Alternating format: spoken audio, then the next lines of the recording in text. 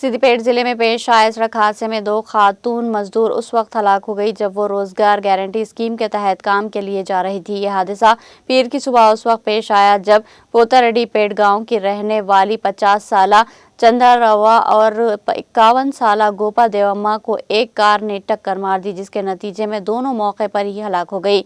हादसे के बाद मुकामी अफराद ने कौमी शाहराह पर एहतजाज किया, जिसकी वजह से मेदक सिद्दीपेट नेशनल हाईवे पर तकरीबन 2 किलोमीटर तक ट्रैफिक जाम हो गई। पुलिस ने फौरी तौर पर मौके पर पहुंचकर कार ड्राइवर को हिरासत में ले लिया और नाशों को पोस्टमार्टम के लिए हॉस्पिटल मुंतकिल कर दिया। इधर दलित बहुजन फ्रंट के कौमी जनरल सेक्रेटरी पी शंकर ने मुतालबा किया कि हुकूमत हादसे में हलाक होने वाली मजदूर खवातीन के खानदानों को माली इमदाद फराहम करे। उन्होंने मजदूरों के लिए इंश्योरेंस स्कीम के निफाज पर भी जोर दिया और कहा कि हर हलाक मजदूर के आखिरी रसूमात के लिए जिला कलेक्टर मुतासिरा खानदान को 50,000 रुपये मुआवजा अदा करे।